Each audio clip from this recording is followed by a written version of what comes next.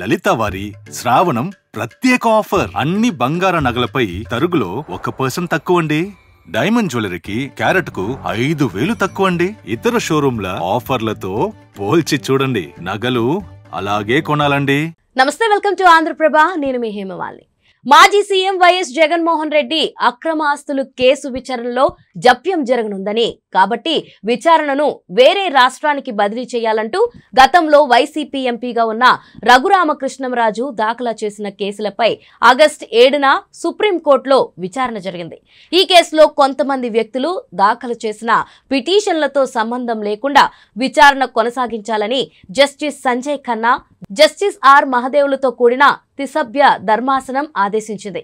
విచారణ కోసం వరుసగా దాఖలవుతున్న దరఖాస్తులపై జస్టిస్ ఖన్నా అసంతృప్తి వ్యక్తం చేశారు.